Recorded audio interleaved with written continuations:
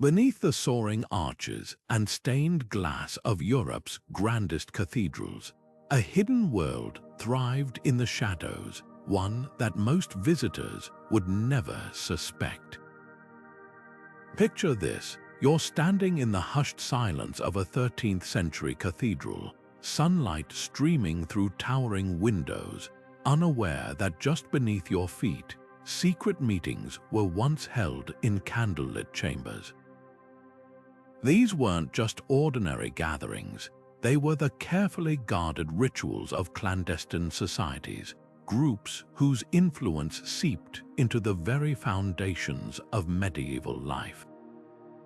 Their stories are etched into the stones beneath these sacred spaces, waiting to be uncovered. What drove these societies to operate in such secrecy? Some sought to protect ancient knowledge, while others wielded power from the shadows, shaping politics, art, and even religion. Their symbols, carved into hidden corners or whispered in coded languages, hint at agendas far beyond what the public eye could see. From the Knights Templar to lesser-known orders like the Builders of the Sacred Seal, these groups left behind a legacy as intricate as the cathedrals themselves. Their secrets were buried but not lost. Today, we're pulling back the veil on 22 of these enigmatic societies, each with its own mysteries to unravel. How did they evade detection for centuries? What rituals unfolded in those subterranean halls? And perhaps most intriguing of all, how did their hidden work ripple through history, leaving marks we still encounter today? This isn't just a journey into the past, it's a detective story piecing together clues left behind in architecture, artifacts, and long-forgotten texts.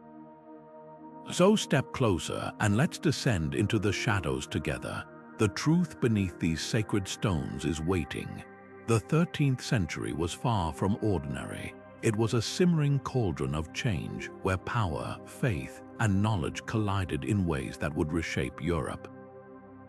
Cathedrals, those towering symbols of divine authority, became unlikely hosts to movements operating in the shadows.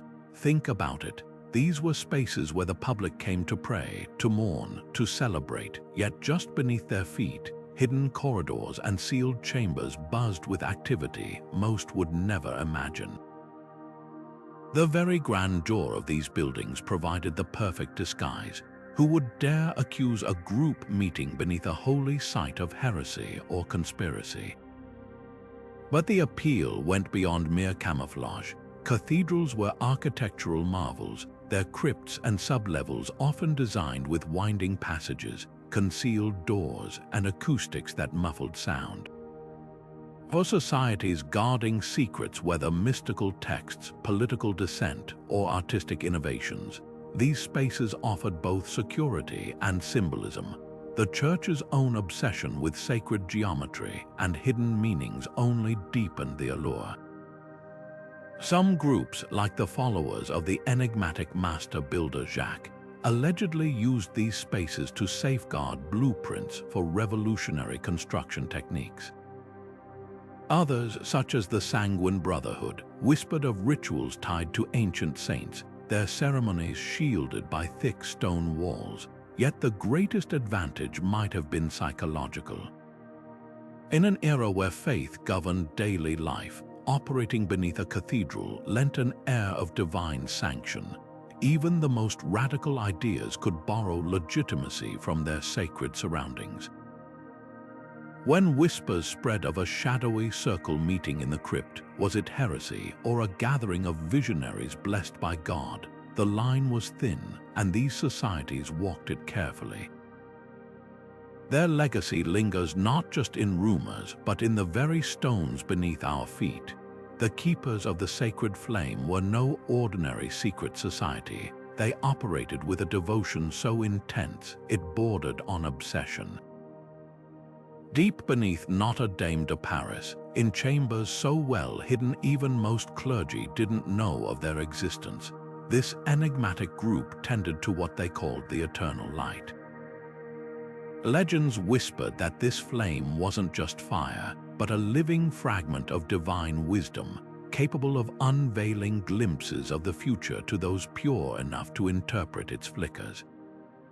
Imagine the scene: hooded figures gathered in a vaulted crypt, their faces illuminated by that otherworldly glow, chanting in a language lost to time.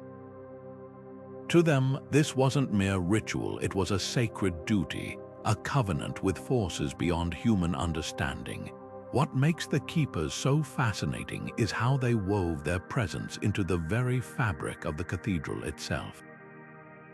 Next time you study the stained glass of Notre Dame, look closer. Those intricate patterns of intertwining flames aren't just decorative, they're a coded language.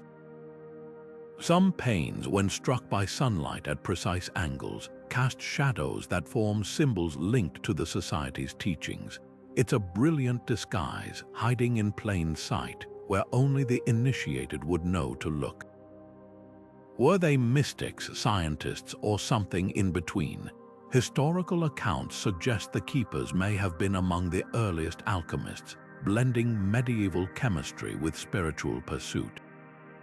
Their manuscripts, rare fragments that survive, speak of purifying metals and souls in equal measure, as if the flame's power could transform both lead and human frailty into something transcendent.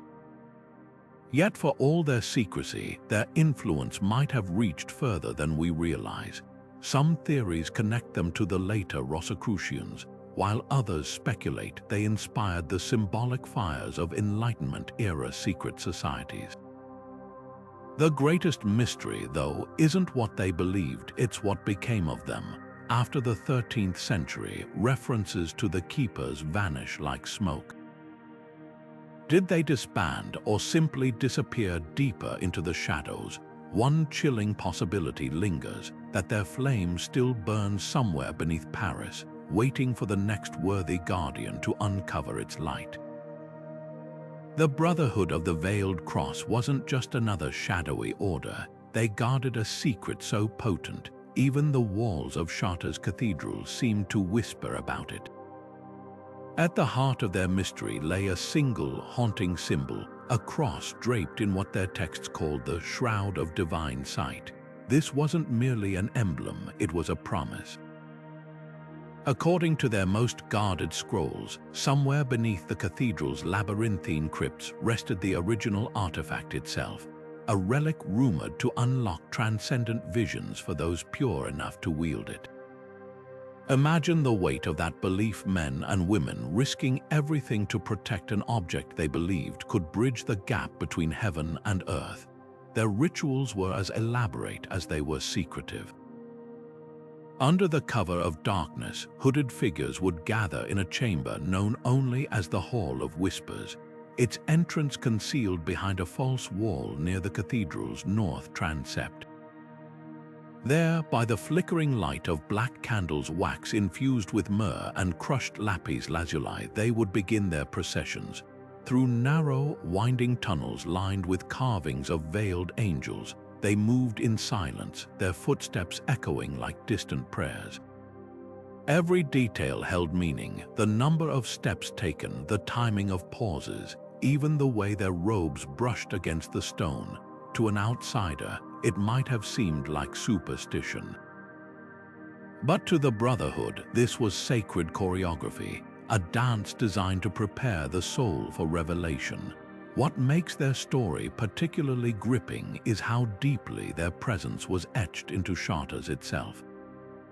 Next time you visit, look closely at the cathedral's famed stained glass, specifically the window of the Mystic Mill.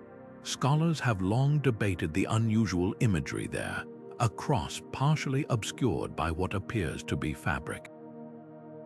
To most, it's just another biblical scene, but to the initiated, it's a signature, a deliberate nod to the Brotherhood's most cherished symbol. Even the cathedral's famed labyrinth, often walked by pilgrims seeking enlightenment, may have served a dual purpose. Some historians suggest its winding path mirrored the exact route the Brotherhood took during their midnight vigils, a hidden map in plain sight. Yet for all their influence, the veiled cross left behind more questions than answers. What became of their fabled relic? No record confirms its discovery, and the last mention of the Brotherhood fades by the early 14th century. Some believe they disbanded after a schism over the relic's use. Others whisper darker theories that their final procession never ended, that they still walk those tunnels, bound by oath to guard their secret until the cathedral itself crumbles. One thing is certain, their legacy lingers in the very air of Chartres, a reminder that some truths are meant to stay veiled. Deep beneath Canterbury Cathedral, where the echoes of centuries-old hymns still linger in the stone, the Order of the Silent Choir turned music into something far more than worship. They believed it was a key to the divine. Picture this, a windowless chamber, its walls lined with strange carvings of intersecting circles and spirals, designed to amplify sound in ways that defied medieval understanding. Here, hooded figures would gather, not to sing in unison, but to weave dissonant harmonies so precise, so calculated, that witnesses claimed the very air seemed to vibrate with unseen energy. This wasn't mere performance, it was alchemy of sound, a forbidden science where every note held the potential to unlock hidden dimensions of the mind and spirit. Their most guarded secret, a manuscript known as the Cantus Secretus, its pages filled with musical notations unlike anything in the Church's sanctioned liturgy. To the untrained eye, it appeared as mere scribbles, dots, and lines arranged in erratic patterns, but to the initiated, these were instructions for frequencies that could alter consciousness.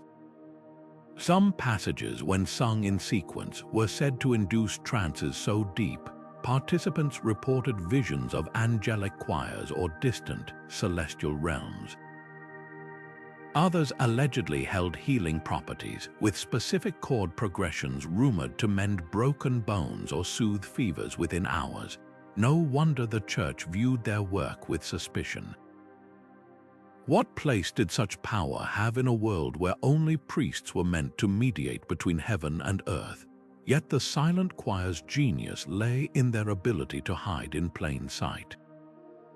Their compositions weren't confined to secret gatherings, they slipped fragments into Canterbury's official choral works. Listen closely to some of the cathedral's oldest surviving hymns, and you might detect odd tonal shifts or unresolved cadences, subtle disruptions in the expected harmony.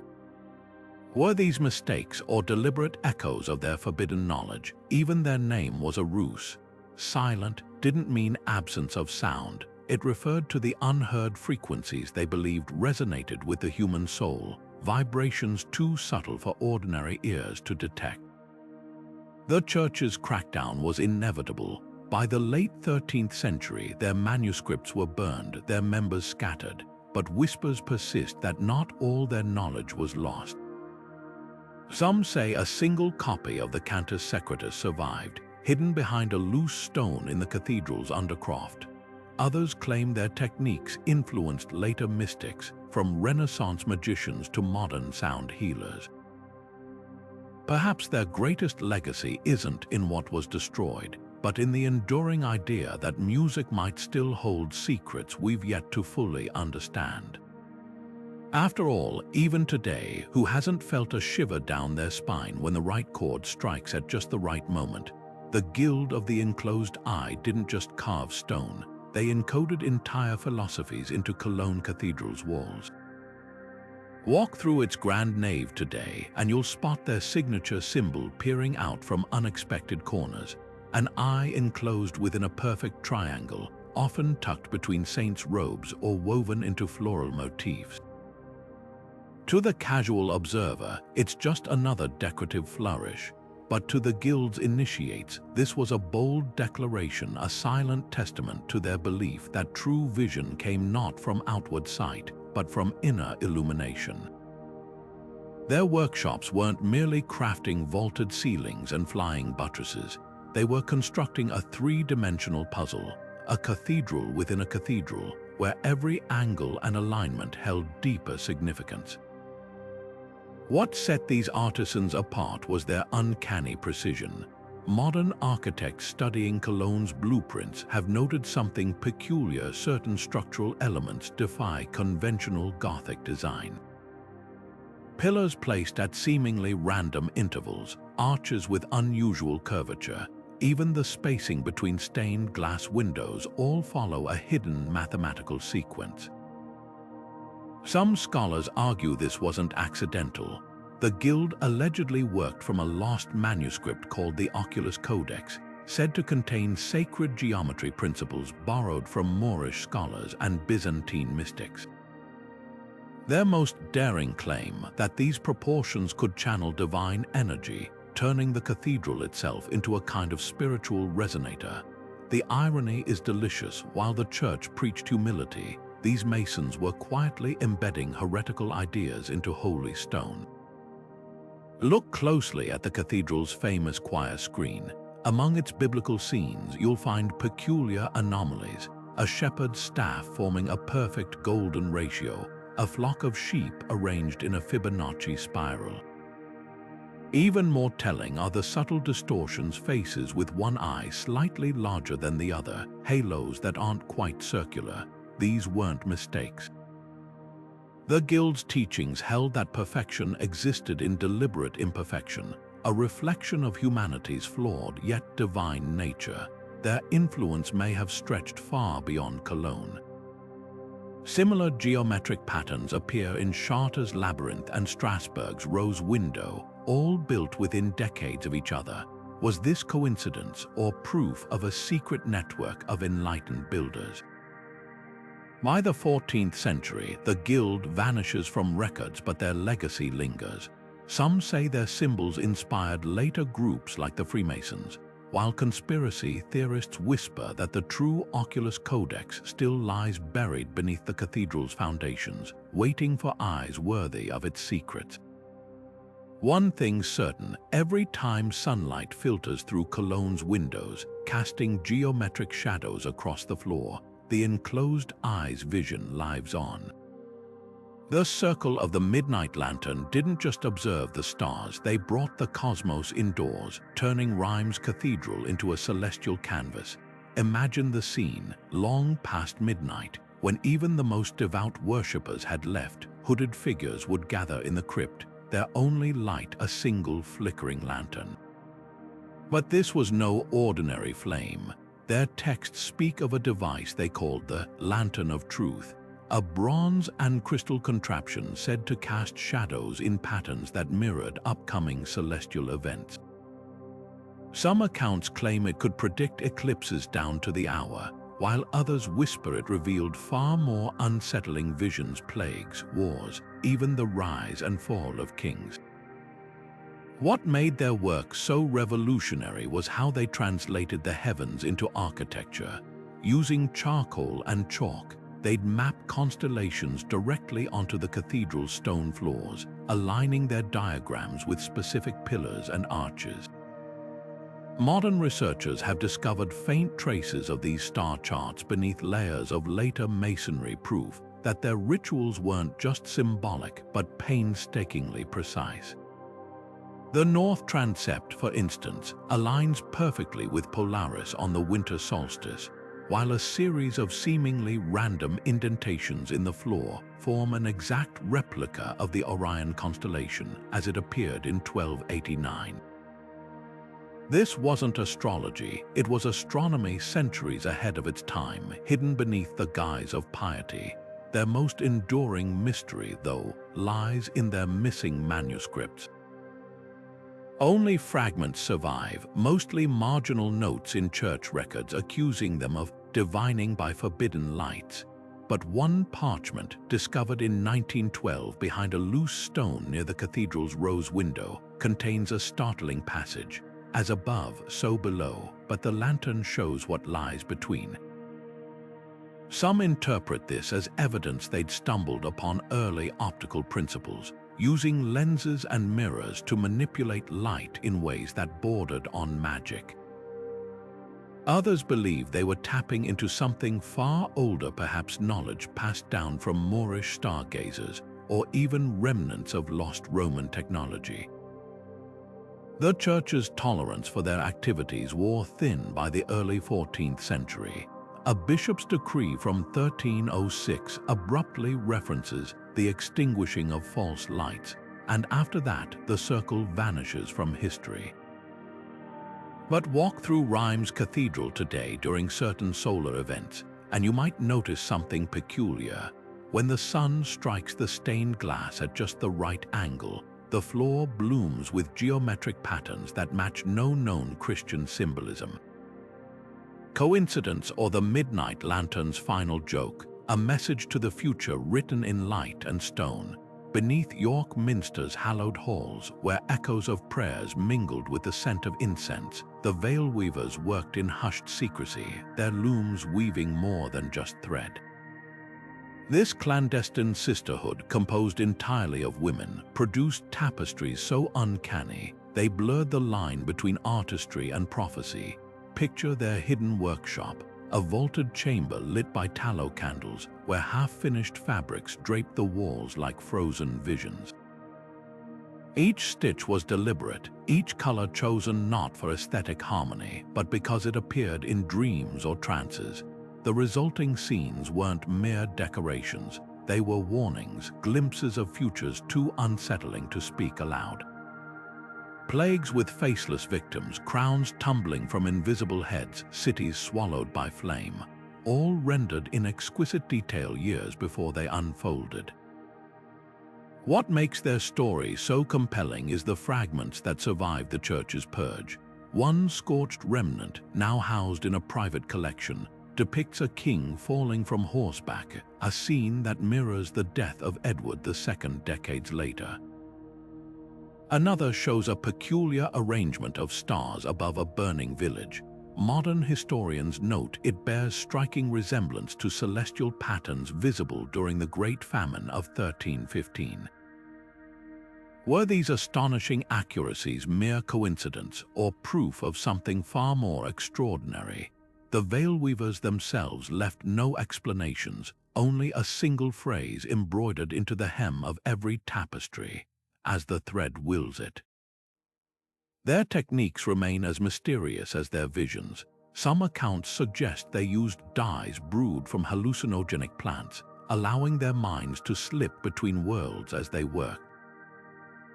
Others claim their looms were arranged according to sacred geometry, transforming the act of weaving into a form of divination.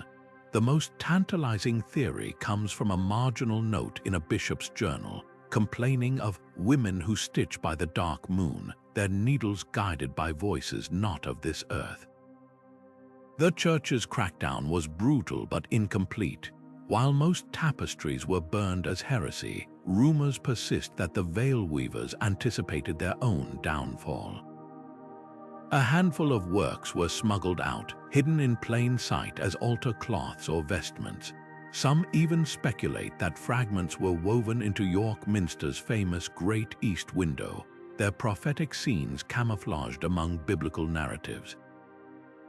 Today, conservators occasionally uncover strange anomalies in the cathedral's textiles, threads that glow under ultraviolet light, or patterns that reveal hidden images when viewed from specific angles. Whether craft or cunning, the veil weavers ensured their legacy would endure, one frayed edge at a time. Perhaps their greatest lesson isn't about predicting the future, but about who gets to interpret it. In an era when women's voices were systematically silenced, these artisans spoke through the one medium they controlled, the loom. Every knotted thread was a rebellion, every prophetic scene a challenge to the idea that only men could commune with the divine. Their tapestries may have been torn apart, but the questions they raised remain woven into history's fabric, waiting for the right light to reveal their patterns anew. The Iron Quill didn't just copy scripture, they rewrote history from the shadows of Salisbury Cathedral. Hidden in a chamber accessible only through a trapdoor disguised as a floor tile, these scribes worked by the dim glow of iron lanterns, their quills scratching out texts that would have sent them to the stake if discovered. But these weren't ordinary heretics. Their genius lay in their script, a cipher so intricate it resembled plain Latin at a glance. Only those who knew the trick could spot the subtle flourishes. A tail extended here, a dot placed just off-center there, transforming innocuous hymns into explosive alternate gospels. One surviving fragment, discovered in the 1950s stuffed inside a disused organ pipe, describes Mary Magdalene not as a repentant sinner, but as an apostle in her own right, privy to teachings Christ never shared with the 12. What makes their story so gripping is the physicality of their rebellion. While other societies met in secrecy, the Iron Quill left behind tangible evidence: ink-stained fingers, worn quill knives, even a ledger listing payments for special transcription services in code. Their workshop wasn't just a hiding place, it was a scriptorium turned upside down, where monks would meticulously illuminate sacred texts. These scribes practiced deliberate errors, embedding subversive messages in misplaced illuminations. A dove meant to symbolize the Holy Spirit might secretly form the shape of a forbidden goddess when viewed from a certain angle. A saint's halo could contain tiny, almost imperceptible script recounting suppressed martyrdom accounts. The real mystery, though, lies in their fabled library. According to a mason's diary from 1294, the Quill's final act was to seal their complete works behind a false wall in the cathedral's undercroft, using a mortar mixed with crushed iron gall ink, a literal iron curtain protecting their words. Modern ground-penetrating radar has detected hollow spaces beneath Salisbury's foundation, but the church has yet to permit excavation. Some speculate the library contains more than text tools for forging seals, blank papal parchment, even a meticulously copied list of every bishop who took bribes. Others whisper of a single volume bound in black iron, its pages whispering secrets that could unravel centuries of doctrine. Yet the Quill's greatest legacy might be their defiance of silence. In an era when the church controlled literacy like a weapon, these scribes weaponized words right back. Every altered letter, every coded margin note was a quiet revolution. Their story challenges the notion that medieval dissent was always stamped out sometimes. It was simply written in a language the powerful couldn't read. Even now, as tourists walk unknowingly over those hidden vaults, the Iron Quill's words wait, patient as ink drying on parchment, for the day someone deciphers their full story. The shadow architects of Florence's Duomo didn't just build, they orchestrated stone like a grand symphony, each chisel mark concealing layers of meaning. While the city marveled at the cathedral's soaring dome, few suspected the labyrinth beneath their feet, a network of passages so cunningly designed, even today's restorers stumble upon new chambers by accident. These weren't mere storage spaces. The architect's meeting hall lay at the heart of this maze, its walls carved with symbols that mirrored the constellations not as they appeared in the sky, but inverted, as if viewing the heavens from below. Their signature mark, a compass superimposed over an eye, scratched discreetly into cornerstones throughout the Duomo. To the uninitiated, it looked like a mason's stray mark. To those who understood, it was a declaration. True vision comes from measuring both earth and cosmos. What sets them apart from other secret societies is their tangible legacy in the Duomo's very bones. Modern laser scans reveal anomalies in the building's proportions, subtle deviations from standard Gothic design that create perfect harmonic ratios when viewed from specific angles. The spacing between pillars, for instance, follows a sequence based on musical intervals, turning the nave into a giant resonating chamber. Stand at the exact center of the transept and whisper, and your voice carries with unnatural clarity to certain hidden alcoves, a feat modern acousticians still struggle to fully explain. Some scholars argue these weren't architectural flourishes, but a form of sacred mathematics, embedding Neoplatonic ideals into physical space. Theories about their connections to later groups only deepen the intrigue. Several symbols used by the shadow architects, particularly their obsession with the squared circle, appear verbatim in early Freemason manuscripts centuries later. Even more telling is a set of tools discovered in 1987 behind a false wall, a peculiar compass that adjusts to golden ratio measurements and a straight edge etched with zodiac signs. These weren't ordinary Masons' implements, they were instruments of philosophy designed to reconcile celestial patterns with earthly geometry. Yet their greatest secret may lie in what's missing. Every medieval cathedral project left behind mountains of administrative records except the Duomo. Key pages from the original ledgers were razored out, and the master builder's personal journals end abruptly in 1294 with a single cryptic entry: "The third door is sealed." To this day, no one knows what or who lay behind that door. Restoration teams have detected hollow spaces behind the apse using thermal imaging, but the stonework there is so precise, not even a hairline seam betrays an entrance. Some believe the architect's true blueprints still wait in that sealed chamber, along with answers about why they risked everything to hide their knowledge. Perhaps their most enduring lesson is that architecture is never just about function. Every curve of the Duomo whispers dual meanings: piety for the masses, hidden wisdom for the initiated. Even now, as tourists crane their necks at Brunelleschi's dome, they're standing atop a puzzle box in stone, its secrets buried not out of sight but in plain view. The shadow architects understood something radical. The best way to preserve forbidden knowledge isn't to lock it away, but to build it so grand, so beautiful, that no one thinks to question what else it might be saying. Deep beneath Vienna's Stephansdom, where candlelight barely pierced the damp air, the Brotherhood of the Black Rose nurtured something impossible: a garden of roses darker than midnight. These weren't the lush red blooms adorning the cathedral's altars above. These flowers, cultivated in near-total darkness, defied nature itself. Their petals absorbed light rather than reflected it, their scent carrying an earthy, almost metallic tang. To the Brotherhood, these weren't just plants, they were living alchemy, a fusion of devotion and daring science.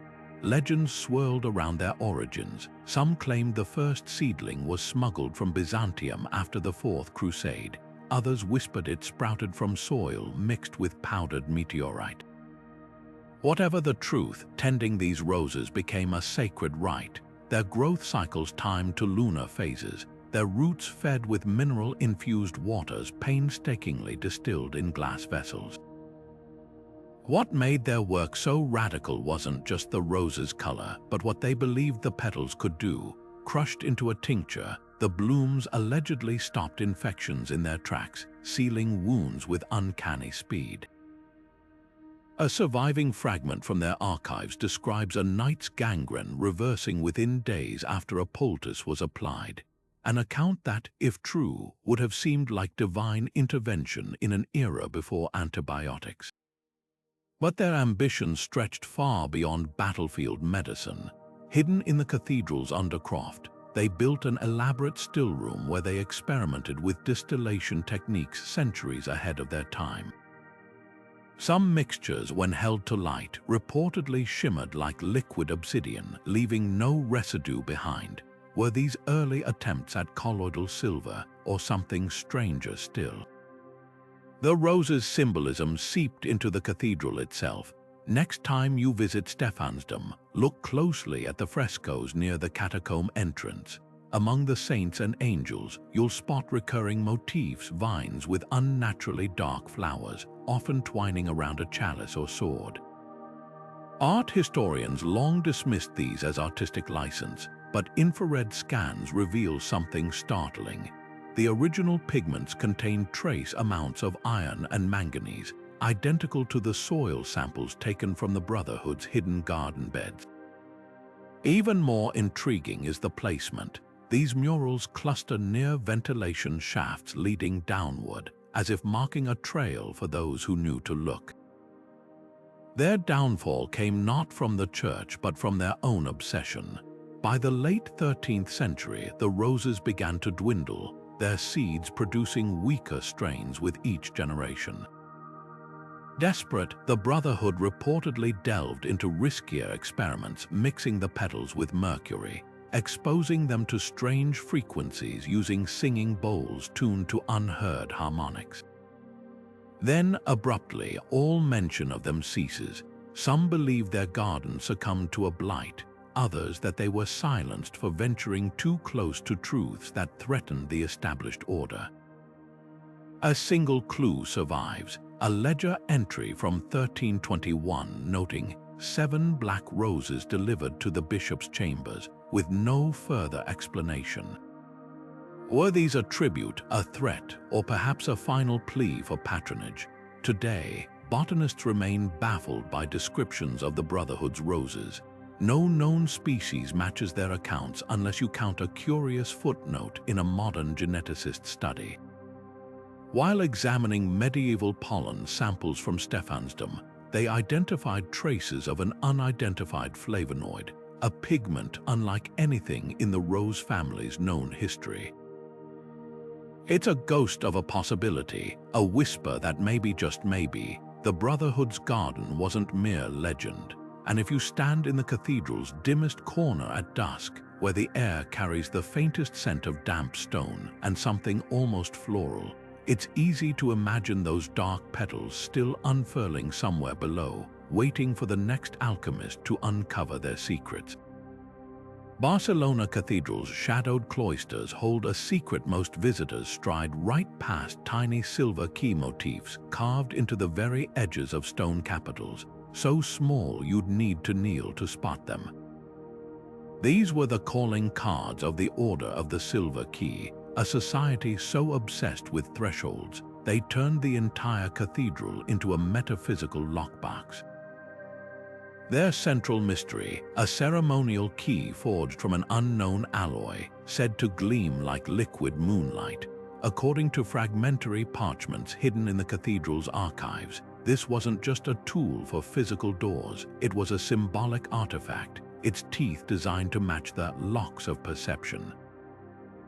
Initiates would spend years tracing its intricate grooves with their fingertips, believing the act could literally reshape their minds to comprehend hidden truths.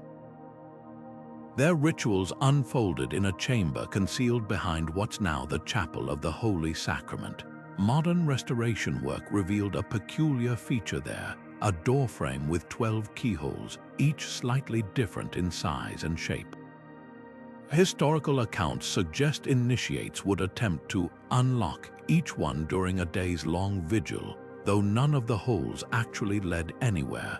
The real test was the act itself, a meditation on patience and the futility of forcing enlightenment. Only when an aspirant surrendered to the ritual's apparent absurdity would the true door be revealed, a pivoting stone panel leading to the order's inner sanctum. Here, the walls were lined with carvings of doors within doors, each layer shrinking smaller until they vanished into a single silver key engraved at the center. What makes their legacy so compelling is how they encoded their philosophy into the cathedral's structure. Next time you visit, notice how the morning sun strikes the stained glass, specifically the window of St. Eulalia. At precisely 9:17 between March and October, the light projects a perfect key-shaped shadow onto the floor near the north transept. This wasn't celestial coincidence. The window's lead came was deliberately distorted to create this effect, a silent nod to the order's belief that truth reveals itself only under precise conditions. Even the cathedral's famous gargoyles play a role. One hidden high on the southeast corner holds a miniature key in its mouth, visible only from certain vantage points in the adjacent bishop's palace. The greatest enigma, though, is what became of their fabled key. After the order disbanded in the early 14th century, purged for unorthodox temporal inquiries, no inventory mentions its confiscation. Some believe it was melted down to forge a chalice. Others insist it was hidden inside one of the cathedral's 33 bells, its metallic chime supposedly distinguishable to trained ears. The most tantalizing clue comes from a 1982 renovation, when workers found a hollow space behind the high altar containing nothing but a single silver shaving, too pure to be ordinary solder. Perhaps the Order's real lesson wasn't about possessing secrets, but learning to recognize the locks that guard them.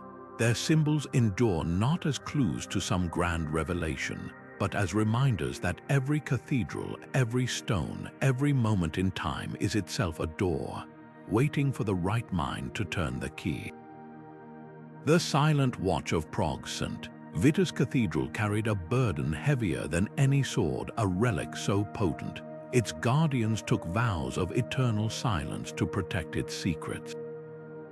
Beneath the cathedral's soaring Gothic arches, in a chamber sealed behind a door with no handle, they kept vigil over what their texts cryptically referred to as the heart of the divine. This wasn't some gilded reliquary or saintly bone fragment.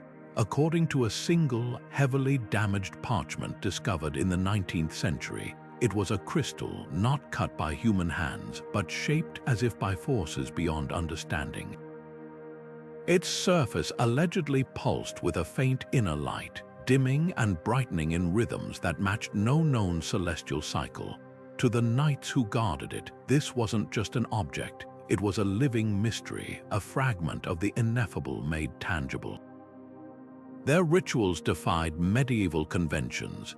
Where most religious orders filled their days with chant and prayer, the silent watch moved in perfect quiet, communicating only through hand signs and the occasional tap of a dagger's pommel against stone. Their code of conduct, etched into a copper plate now housed in Prague Castle's archives, states that even coughing during a vigil required 3 days of solitary penance. Such extremes suggest they weren't merely protecting the relic from thieves, they were shielding the world from whatever power it contained. One passage hints at darker concerns. When the heart grows heavy, so too does the mind. Were they describing some form of psychological influence or a more tangible danger? Clues about the crystal's origins only deepen the enigma. A 12th century Bohemian chronicle mentions a star stone, brought back from the Holy Land by a knight who abandoned his name, calling himself only the Watcher. Later marginalia in the same text claims the stone could show truths too sharp for mortal eyes, though whether this referred to visions or some form of knowledge remains unclear. Even the chamber where they kept it was an architectural oddity. Modern scans reveal its walls contain layers of lead sandwiched between stone, a design far more suited to containing radiation than safeguarding gold or jewels. Was this medieval superstition, or did they understand something about the relic's nature that we've yet to decipher? The greatest testament to their devotion lies in the markings they left behind. Deep in the cathedral's substructure, narrow passageways bear thousands of small, deliberate scratches at shoulder height. At first glance, they appear random, but researchers have noticed a pattern. Each mark aligns with celestial events. A cluster from 1281 matches the appearance of a supernova recorded by Chinese astronomers, while another series corresponds with a lunar eclipse in 1304. The Silent Watch weren't just counting days, they were documenting moments when the heavens themselves seemed to respond to their charge. Yet for all their meticulous records, the relic's fate remains unknown. By the 15th century, references to the watch vanish abruptly. No edict disbanded them, no inventory lists the crystal's confiscation. Some believe they hid it beneath the cathedral's famed golden portal, where ground-penetrating radar has detected an unusual void.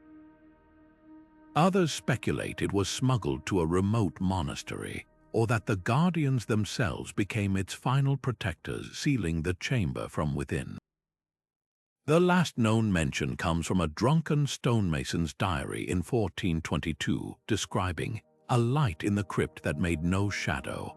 Whether truth or tavern tale, the silent watch ensured one thing: their secret died with them, leaving only whispers in stone and the weight of centuries of silence. What lingers isn't just curiosity about the relic, but the haunting idea that some knowledge might be too dangerous to speak aloud. In an age of constant revelation, their vow of silence feels almost alien, a reminder that not every mystery demands solving. Perhaps their true legacy isn't the crystal they guarded, but the question they force us to confront: are there things humanity simply isn't meant to know? The Guild of the Unseen Hand didn't just carve stone, they breathed life into it. Hidden beneath the soaring spires of Milan Cathedral, these craftsmen left behind more than statues and arches. They embedded tiny, deliberate handprints into the very fabric of the building. No larger than a coin, these marks were tucked into shadowed corners beneath gargoyles, even along the undersides of flying buttresses. To the untrained eye, they might look like accidental impressions left by weary workers. But to the guild, each one was a sacred signature, a silent prayer pressed into stone. Their belief was simple yet profound, that the energy of the artisan's touch could linger in their creations, infusing the cathedral with an invisible web of protection. What makes their story so captivating is the precision behind these marks.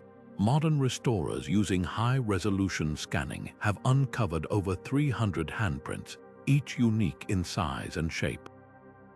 Some show the full palm, others just fingertips, as if the craftsmen were leaving behind fragments of their essence. The most intriguing are the paired prints, found in opposing positions on structural elements like columns or arches. Researchers now suspect these weren't random placements. They followed precise geometric patterns, creating unseen symmetry throughout the cathedral. One theory suggests they mimicked the constellations as they appeared during the guild's most sacred feast days, turning the entire building into a celestial map rendered in human touch. Their techniques bordered on the mystical. According to a single surviving parchment hidden in the cathedral's archives, new initiates underwent a years-long apprenticeship before being allowed to leave their mark. The final test, carving a perfect handprint blindfolded, guided only by memory and intuition. Those who succeeded were said to have the unseen hand, a term that might have referred to muscle memory or perhaps something more supernatural.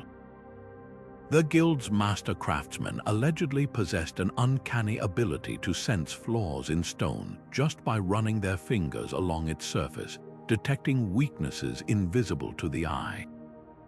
Some accounts even claim they could listen to marble, tapping it lightly and interpreting the echoes to find the ideal cutting points. Legends swirl around their most secretive ritual, the blessing of the keystone. Whenever a critical structural element was set into place, the entire guild would gather before dawn.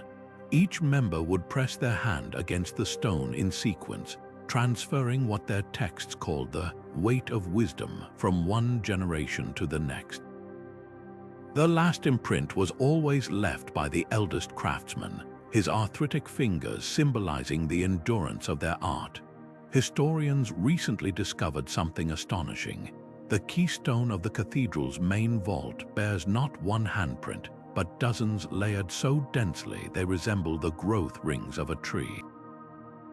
It's as if every master who ever worked on Milan Cathedral returned to leave their mark on its heart. Their legacy lives on in unexpected ways. During World War II, when bombs rained down on Milan, the cathedral suffered remarkably little damage compared to surrounding buildings.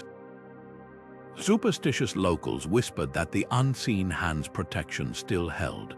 Even today, stoneworkers restoring the cathedral report strange phenomena, tools going missing only to reappear precisely where needed, or the faint sensation of a guiding pressure on their wrists during delicate repairs. Whether coincidence or something more, the guild's belief in the sanctity of craft endures. Every time a visitor unknowingly brushes their fingers over one of those hidden handprints, the circle remains unbroken, a silent conversation across centuries between maker and admirer. Perhaps their greatest lesson wasn't in stone, but in the philosophy they embodied. In an era when artists rarely signed their work, the unseen hand found a way to say, "I was here," without arrogance. Their marks weren't for fame, they were acts of devotion, a reminder that true craftsmanship transcends the individual. The next time you stand in a medieval cathedral, look closer. The real marvel isn't just what you can see, but the countless invisible hands that shaped it.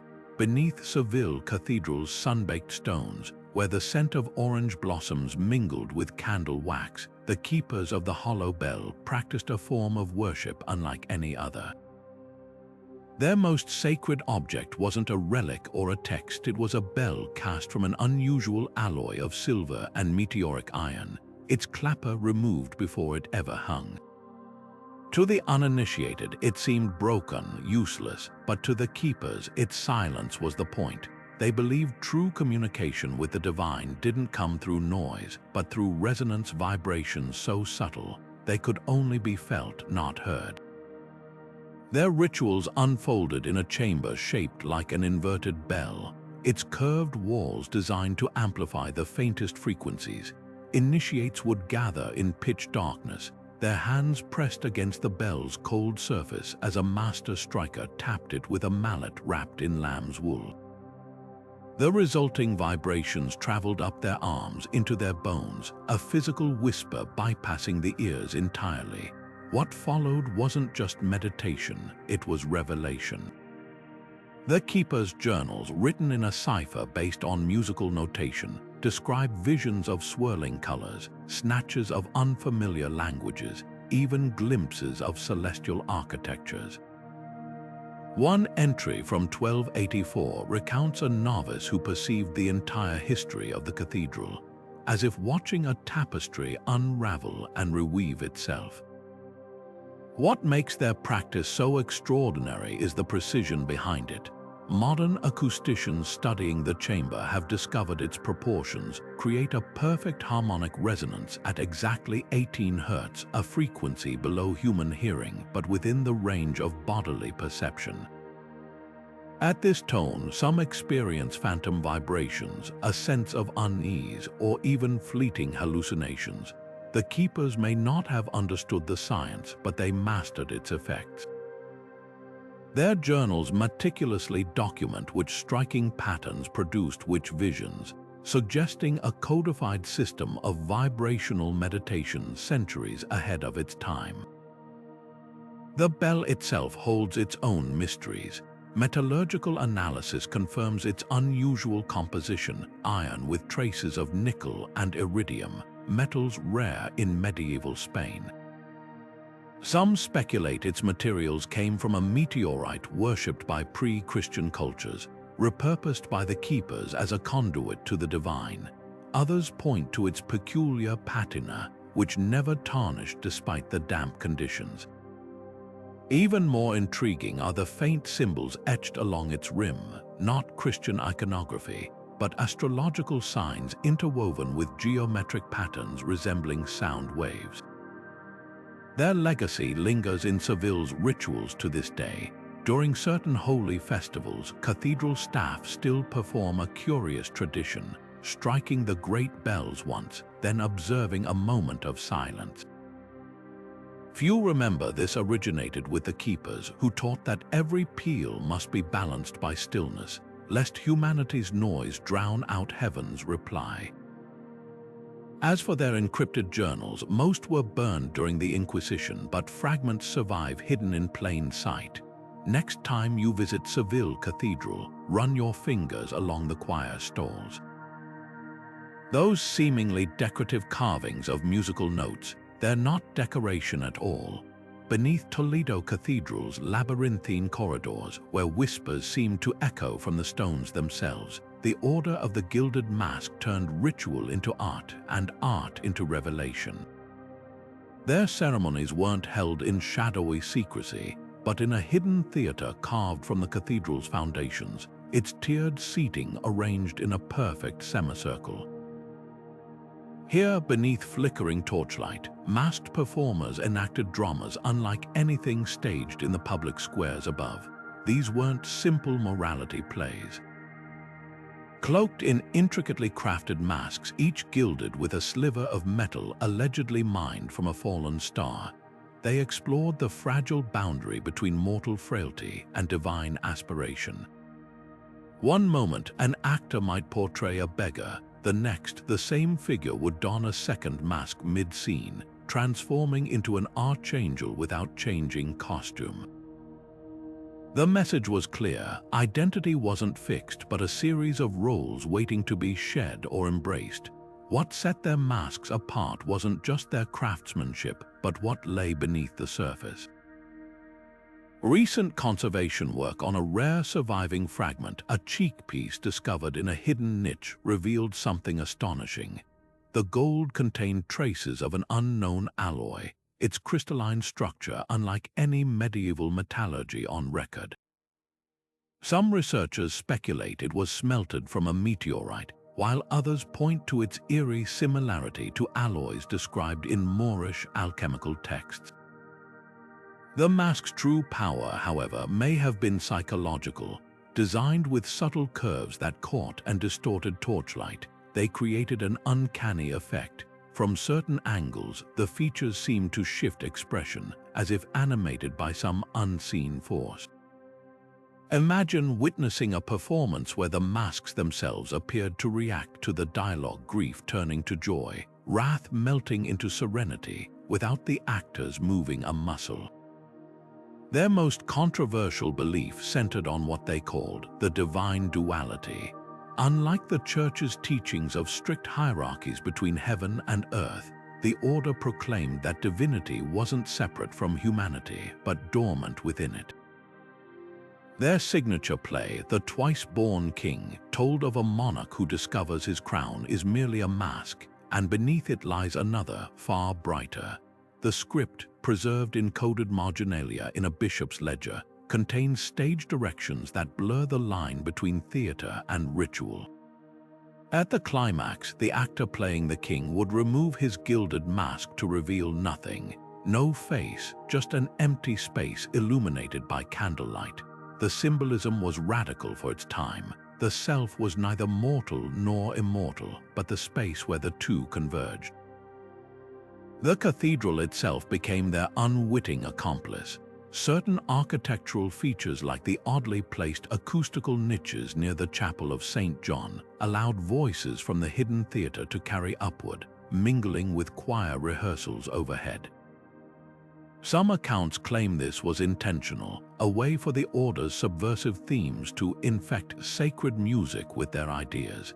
Even their downfall carried a theatrical flourish.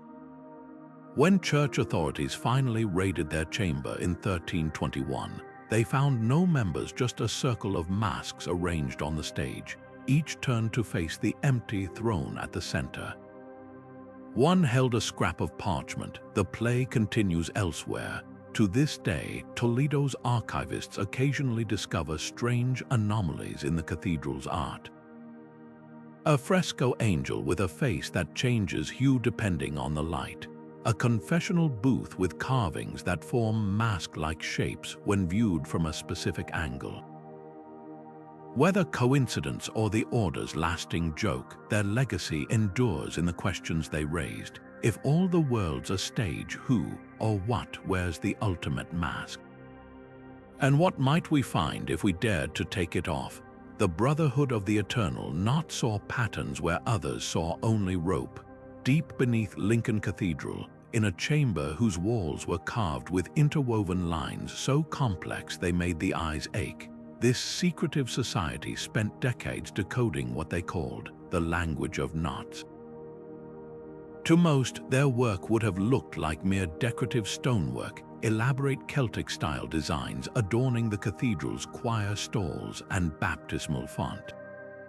But to the initiated, each twist and loop held profound meaning. A knot with 7 crossings might represent the journey of the soul through celestial spheres. A braid that doubled back on itself could symbolize the paradox of free will and divine providence. Their manuscripts, written in a cipher based on knotting patterns, claimed these designs weren't just art, they were a 3-dimensional scripture, waiting to be read by fingers as much as eyes. What made their philosophy so revolutionary was how they bridged mathematics and mysticism. Modern mathematicians studying their carvings have identified knots so advanced they predate formal knot theory by centuries. One particularly intricate design near the cathedral's west door contains a perfect Borromean ring configuration, 3 interlocking circles that fall apart if any one is removed. The Brotherhood saw this as the ultimate metaphor for the Holy Trinity, but also as a practical diagram for societal harmony. Their texts speak of the unbroken thread that connected all creation, from the microscopic twist of DNA-like patterns in their smallest carvings to the grand, sweeping arches of the cathedral itself. Their most guarded secret, though, wasn't the knot's meanings, it was their arrangement. Certain designs, when viewed in a specific sequence, allegedly formed a map leading to a hidden chamber beneath the cathedral's foundation. 19th century restorers discovered something peculiar, a section of the cloister's flooring where the stone tiles weren't just decorated with knots, but actually were knots, raised ridges you could trace with your fingertips. Follow the path they outlined, and it led directly to a now-sealed archway in the crypt. Ground-penetrating radar scans in 2012 revealed an anomaly behind that wall, a circular space approximately 9 feet in diameter, its contents unknown. The diocese has never permitted excavation, citing structural concerns, but conspiracy theorists whisper it's the Brotherhood's legendary Chamber of the Unraveled Thread, where initiates supposedly meditated surrounded by 3-dimensional knotwork models suspended from the ceiling. The irony is that their greatest legacy might be hiding in plain sight. Next time you visit Lincoln Cathedral, look up at the vaulted ceilings, those seemingly random intersecting ribs. They're not random at all. Architectural historians recently realized the entire ceiling follows a master pattern based on the Brotherhood's knotwork principles, a hidden lattice of sacred geometry holding up the very heavens. It's a perfect metaphor for their belief that what binds the universe together isn't nails or mortar, but invisible threads of connection, endlessly looping back on themselves in patterns we're only beginning to decipher. Perhaps that's why their influence endured long after their official disbandment in the 14th century. Freemasons adopted their knotwork symbols, Renaissance philosophers studied their treatises on interconnectedness, and even today, neuroscientists marvel at how their intricate designs activate pattern recognition centers in the brain. The Brotherhood would have smiled at that. To them, every unraveled mystery was just another knot waiting to be tied. The Circle of the Whispering Stones believed Durham Cathedral's very walls held voices waiting to be heard. Not metaphorically, literally. In their hidden chamber beneath the north transept, initiates would gather around 12 specific stones, each carefully selected for its unique resonance when struck with a bronze mallet. The resulting tones didn't just echo, they seemed to form melodies, patterns these medieval acousticians swore carried messages from the cathedral's builders, saints, or even the stones themselves. Imagine the scene, hooded figures moving in slow procession, their mallets tapping precise sequences against the walls as the chamber hummed with otherworldly harmonies. To outsiders, it might have sounded like simple percussion. To the circle, it was communion with the past. What made their practice so extraordinary was the science behind it. Modern acoustic surveys confirm these stones, still identifiable by faint wear patterns, vibrate at distinct frequencies due to their mineral composition and exact placement within the cathedral's architecture. Some contain microscopic quartz deposits that generate piezoelectric charges when struck, creating barely perceptible electromagnetic pulses. Was the circle simply interpreting random vibrations, or had they stumbled upon a form of sonic archaeology? Their surviving notes, written in a cipher based on musical notation, describe the Song of the Foundation Stone as a 7-note sequence repeating every 43 taps, a pattern acoustic engineers now recognize as the natural resonance frequency of Durham's underlying bedrock. Their rituals followed celestial timing. During certain lunar phases, they'd perform the grand sequence, striking all 12 stones in an order that mirrored constellations visible on the cathedral's dedication date. Climax came when 2 members struck opposite stones simultaneously, creating interference patterns that made the floor vibrate. Witness accounts describe initiates collapsing into trances, claiming to hear voices recounting events from decades prior. The laying of cornerstones, the whispers of long-dead masons, even the screams of Viking raids. Skeptics dismissed these as group hysteria, but recent experiments with infrasound in similar spaces suggest the vibrations may have triggered temporal lobe effects, creating vivid auditory hallucinations. The true mystery lies in how they identified these particular stones. Unlike Mason's marks, the chosen ones bear only subtle symbols, a tiny spiral near the base, a single drilled hole no wider than a needle. Some theorize the circle used dowsing rods to detect subsurface mineral veins. Others point to their alleged connection with the cathedral's original Norman builders, suggesting the knowledge was passed down through generations of stoneworkers. The most tantalizing clue comes from a ledger in the cathedral archives, a 13th century inventory noting 12 singing stones brought from Lindisfarne, the holy island famed for its acoustically peculiar rock formations. Their legacy lingers in Durham's stones even now. Tap the right spot in the undercroft with a coin, and you'll hear a clear, bell-like tone unlike anywhere else in the cathedral. Conservationists have noted something peculiar. These resonant stones show almost no weathering despite 8 centuries of exposure, as if the vibration somehow slowed their decay. Whether by accident or design, the circle discovered what modern science is only beginning to understand. That stone isn't just inert matter, but a living record of every vibration it's ever felt. The next time you walk through Durham Cathedral, press your palm against its walls. You might not hear voices, but you'll be touching the same surfaces that once sang secrets to those who knew how to listen. The veiled scholars of Canterbury Cathedral worked in a silence so profound, even their quills were padded to muffle the scratch of ink on parchment. Hidden behind what appeared to be a solid wall in the cathedral's undercroft, their scriptorium was accessible only through a door disguised as a wine cellar, its entrance triggered by pressing 3 specific stones in the correct sequence. Here, under the faint glow of oil lamps filtered through blue glass to reduce eye strain, these women performed a dangerous alchemy, transforming banned texts into ghost books. Their method was as ingenious as it was clandestine. Using ink made from crushed oak galls mixed with distilled rainwater, they'd overwrite heretical passages between the lines of sanctioned manuscripts, their script so minute it resembled mere flecks of aging parchment. To the untrained eye, these were ordinary prayer books. To those who knew to hold the pages at an angle to the light, secret wisdom shimmered into view like whispers rising from the vellum. Their most brazen act wasn't preservation, it was annotation.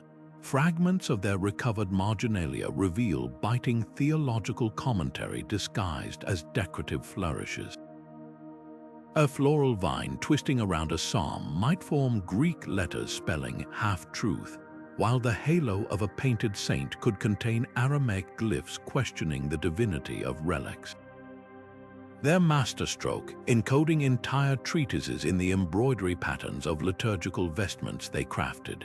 One surviving chasuble, when unfolded along its stitch lines, reveals a perfect replica of the lost Gospel of Mary Magdalene, not written, but mapped in thread counts and not directions. The sheer audacity takes your breath away, heresy stitched into the very fabric of worship, hidden in the sway of a priest's robes. The cathedral itself became their unwitting accomplice. Modern multispectral imaging has detected startling anomalies in Canterbury's famous stained glass. Certain panes, when exposed to specific light wavelengths, project barely visible text onto the floor lines from suppressed Gnostic Gospels perfectly aligned to appear during equinox mornings. Were the veiled scholars also glaziers, or did they bribe artisans to embed their secrets in lead, came and colored silica?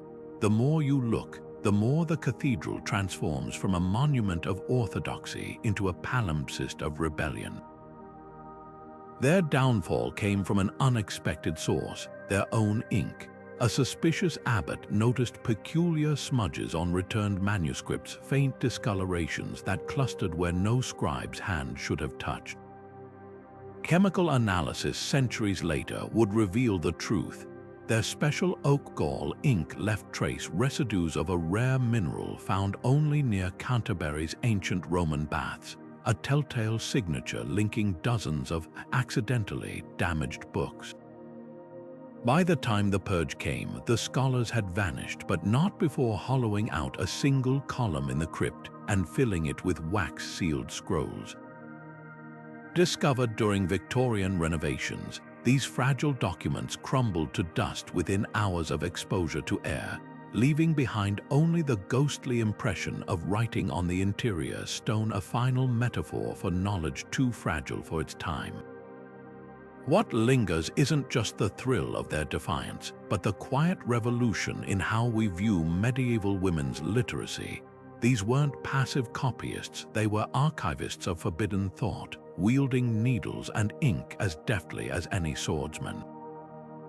Their legacy whispers through Canterbury's corridors today, not in the grand narratives carved into its walls, but in the almost imperceptible spaces between, the frayed edges of tapestries, the faint shadows behind glass, the unsettling sense that every surface might still hold secrets waiting for the right light to reveal them.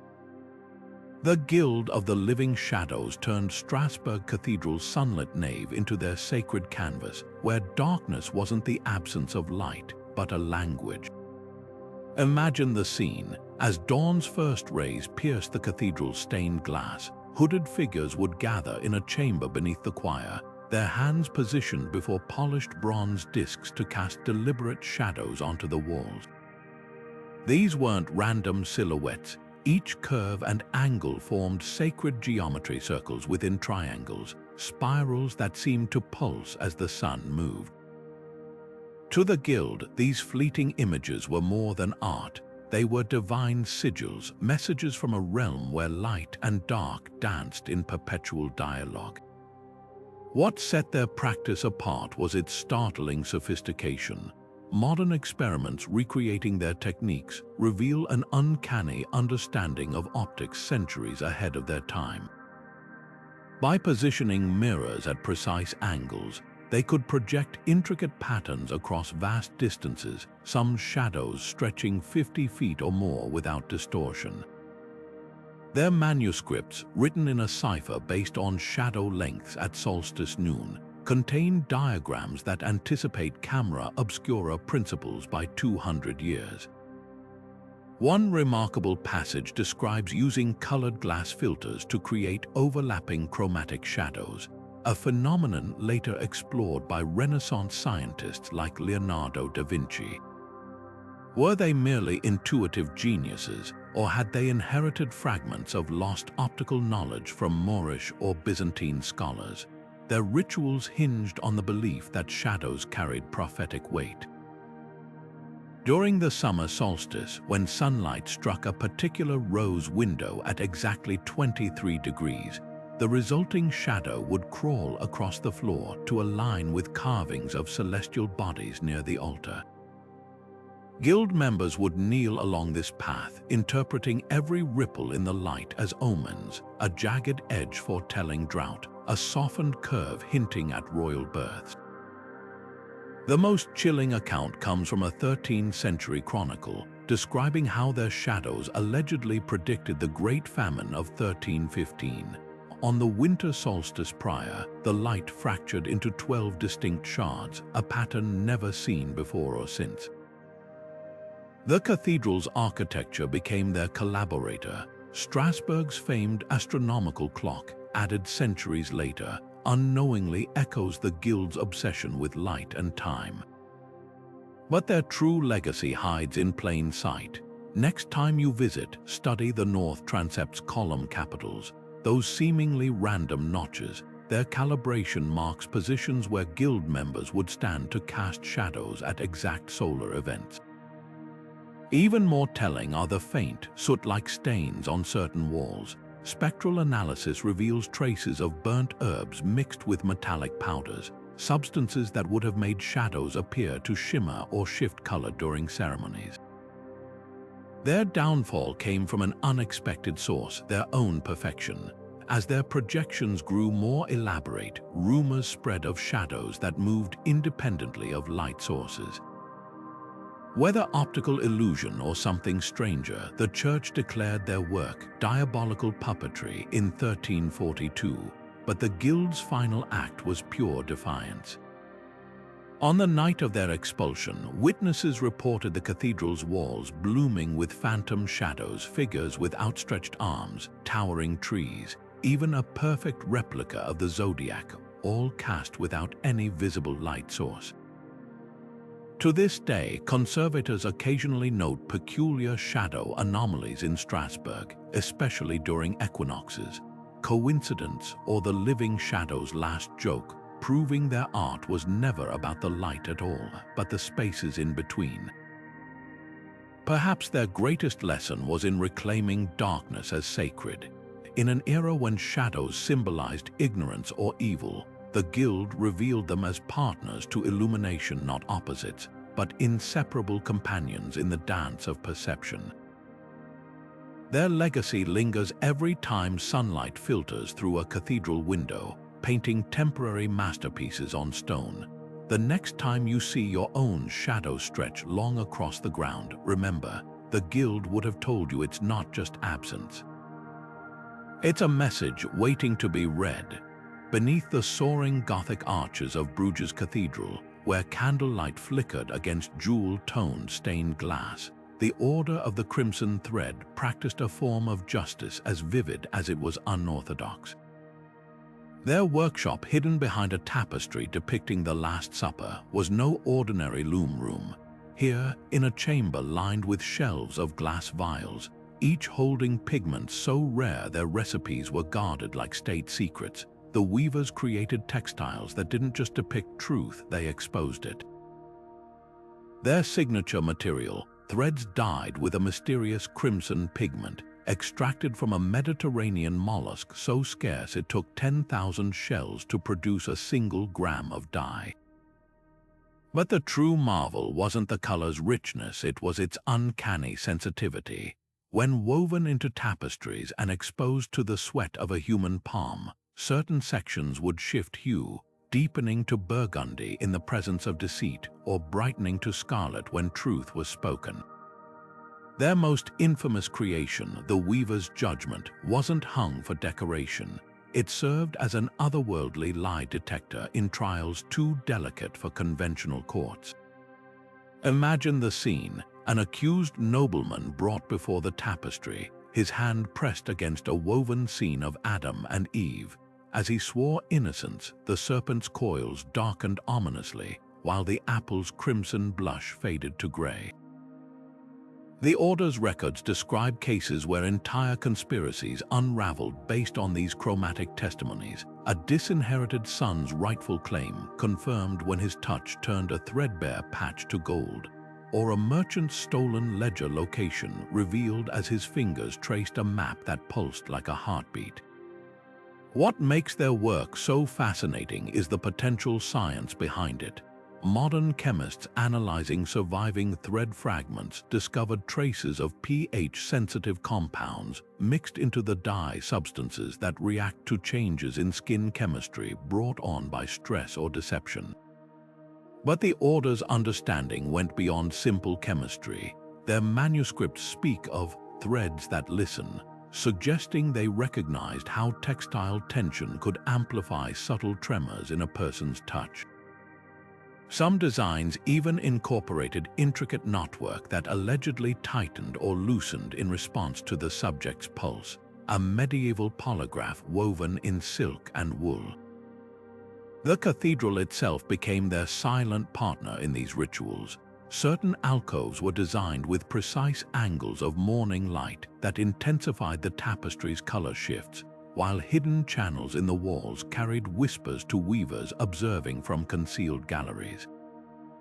Even the floor played a role. The trial chamber's tiles were subtly uneven, causing the accused to shift weight nervously, their discomfort telegraphing through the threads. Yet for all their ingenuity, the Order's downfall came from the very thing they sought to expose: deception. When a powerful bishop's nephew failed a tapestry trial in 1328, the church declared their methods diabolical divination. Most tapestries were burned, their ashes mixed with mortar to build a new chapel wall, a cruel irony that trapped the thread's secrets in stone. But walk the cathedral's north aisle today, and you might notice something peculiar. Along the base of that very wall, the mortar bears faint reddish streaks that darken when touched, as if the crimson thread's legacy still pulses beneath the surface, waiting for hands worthy of its truth. The Brotherhood of the Hidden Word turned Rouen Cathedral's very walls into a clandestine library, their scriptures written not in ink but in whispers only time could reveal. Imagine running your fingers along the cool stone of the crypt, feeling nothing but smooth surface until a winter solstice sunbeam slants through a hidden window at precisely 11:22, and suddenly the wall blooms with lines of text glowing faintly blue.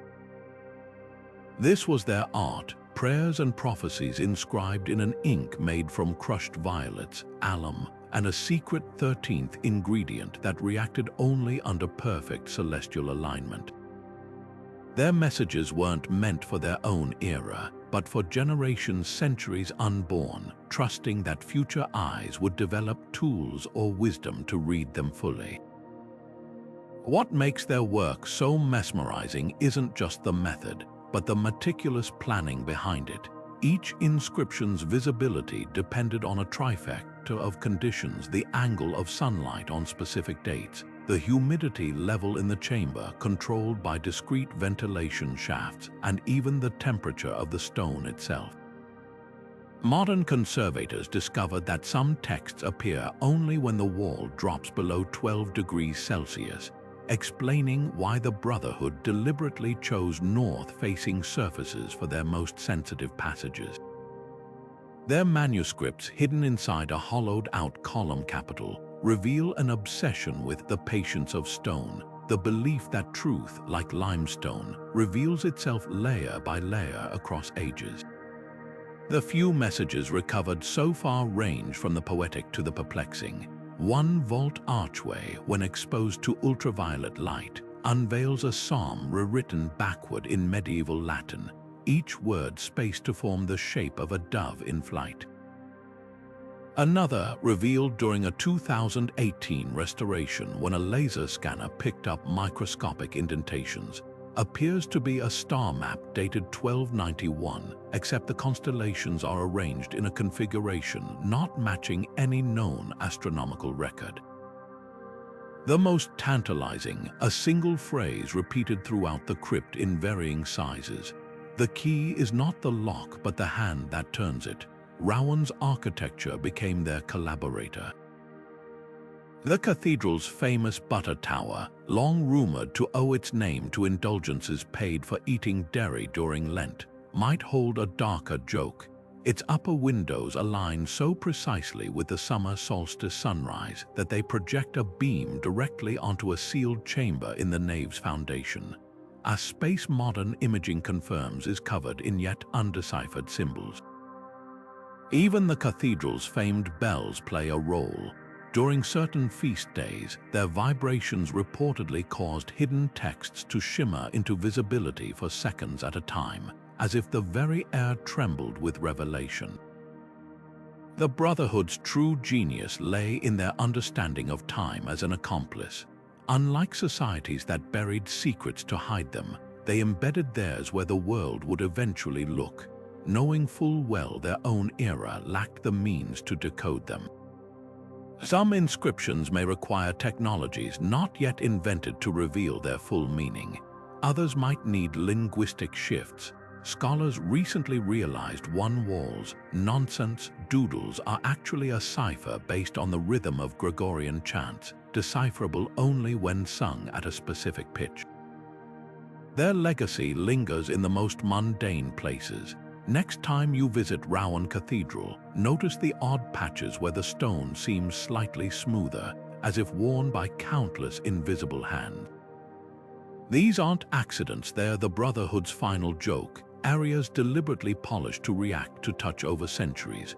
One day, when the right palm presses against the right stone at the right moment, another hidden word may finally step into the light. Until then, the walls keep their counsel, patient as the slow dissolve of violet into air. The keepers of the nameless saint turned absence into their most sacred language. Deep beneath Cologne Cathedral's labyrinthine foundations, where other societies hoarded relics and manuscripts, this enigmatic circle worshipped before an altar empty of everything but a smooth, featureless stone figure, a statue deliberately carved without face, gender, or attribute. Their rituals defied every convention of medieval devotion.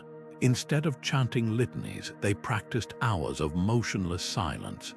Rather than venerating known saints, they erased names from parchments with meticulous care, leaving behind ghostly blanks where ink once proclaimed holiness.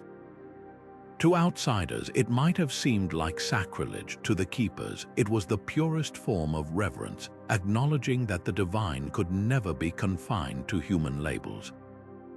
What made their practice so radical was how it inverted medieval piety's very foundations. In an era when faith was expressed through vivid icons and elaborate hierarchies of saints, the keepers declared that true devotion required shedding all images, even mental ones. Their sole surviving text, discovered hidden inside a pillar during 19th century renovations, contains this startling passage: "To name is to limit, to define is to lose." The Nameless walks among us not as figure, but as absence shaped like presence.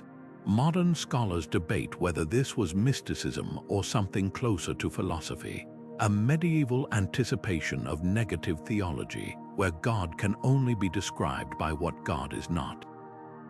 Their rituals unfolded with eerie precision.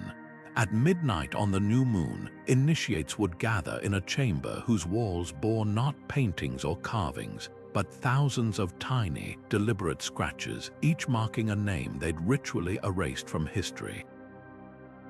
Before the blank effigy, they'd extinguish all lamps, plunging the space into darkness so total, breath became the only sound. Here, they practiced what they called the unknowing, hours spent mentally stripping away every image of divinity they'd ever held, until only stillness remained. Accounts smuggled out by a dissenting member describe visions that followed formless lights, voices with no source, even the sensation of being observed by something that defied description. The cathedral itself became their collaborator in this silent rebellion. Next time you visit Cologne, look closely at the choir stalls, those seemingly unfinished carvings. A face without eyes, a hand missing fingers aren't accidents. Infrared scans reveal chisel marks too precise for error, suggesting the keepers influenced craftsmen to leave certain figures deliberately incomplete. Even more telling are the cathedral's famous reliquaries. While most gleam with gold and gemstones, a few, like the so-called empty shrine near the sacristy, are startlingly plain. Inside, instead of bones or cloth fragments, there's only a mirror positioned to reflect whoever opens it. Was this the keeper's work, or did they simply recognize a kindred spirit in some long-forgotten artisan? Their greatest defiance lay in what they didn't leave behind. Unlike other secret societies, the keepers produced no coded manuscripts, no hidden symbols. Even their name is a modern convenience. Contemporary records refer to them only as those who serve the unnamed. The few clues we have come from their enemies, an inquisitor's journal complaining of heretics who worship the void, or a bishop's furious decree ordering the destruction of blank idols. By erasing themselves as thoroughly as they erased their saint, they achieved something paradoxical. A secret society that left almost no traces, yet whispers of their influence persist in the quietest corners of Cologne stones. Perhaps their most enduring lesson is in the power of the unspoken. In a world obsessed with naming and claiming, the keepers dared to say some truths are too vast for words. Their blank effigy still stands somewhere beneath the cathedral, though its exact location is lost, a fitting end for a movement that worshipped absence. Every time a visitor pauses before an unfinished carving or an empty alcove, wondering at the gap in the story, the keeper's vision lives on, that sometimes the most sacred thing isn't what's there, but what isn't.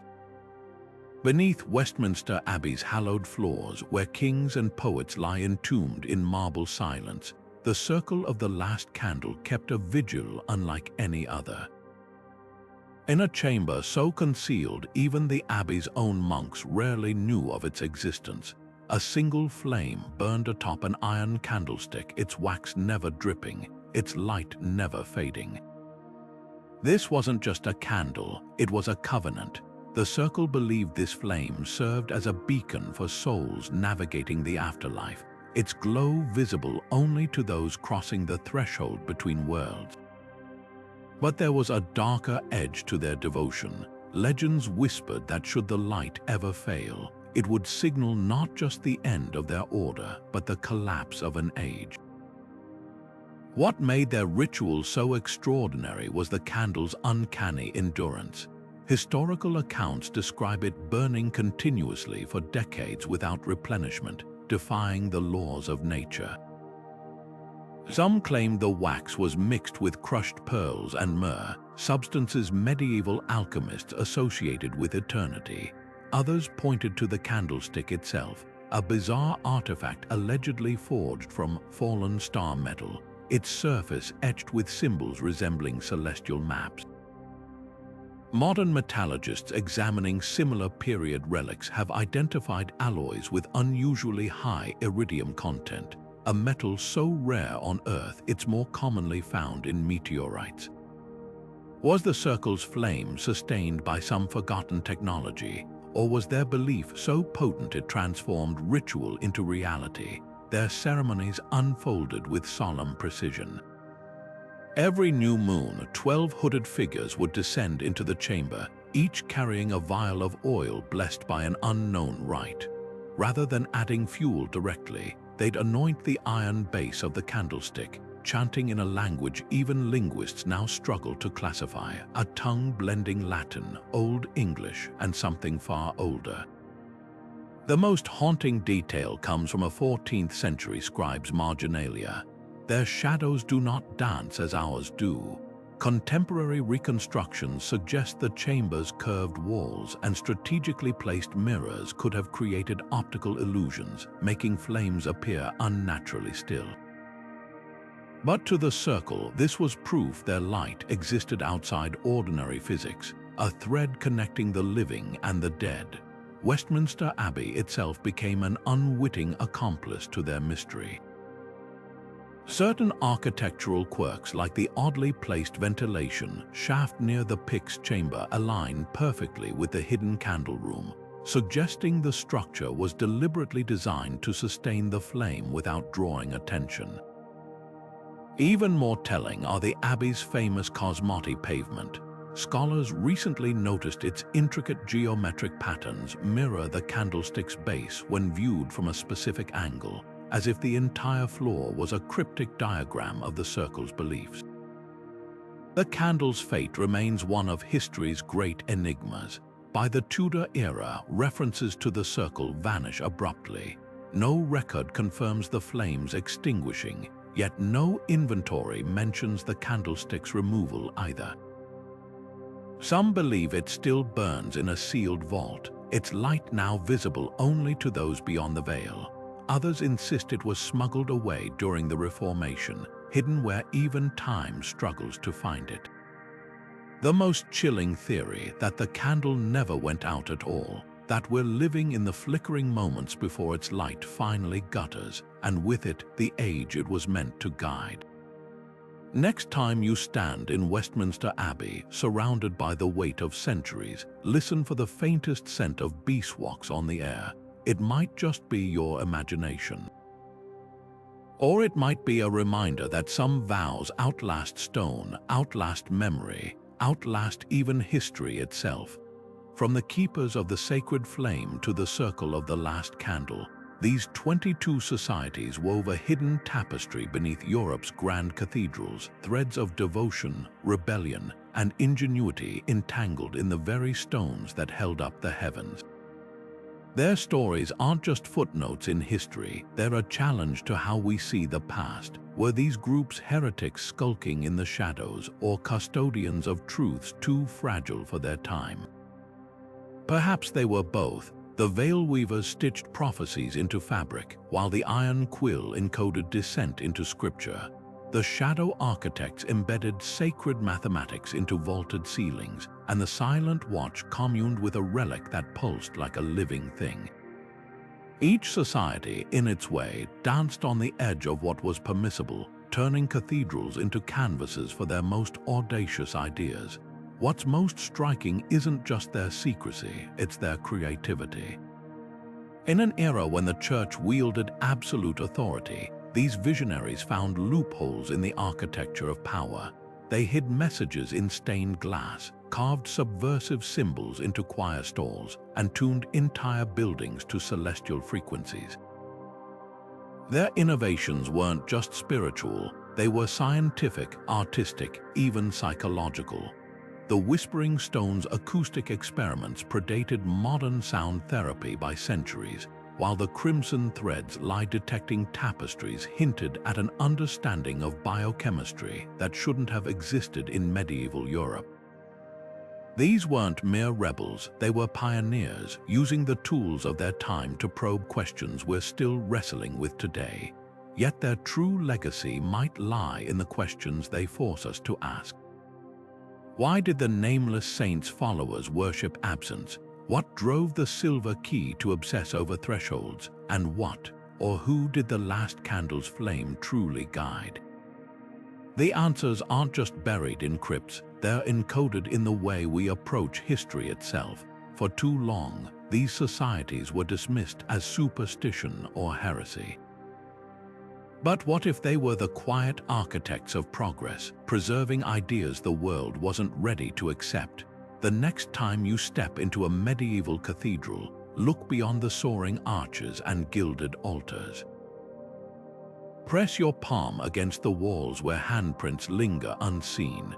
Trace the odd carvings that don't quite fit. Listen for the echoes of chants that left no written record.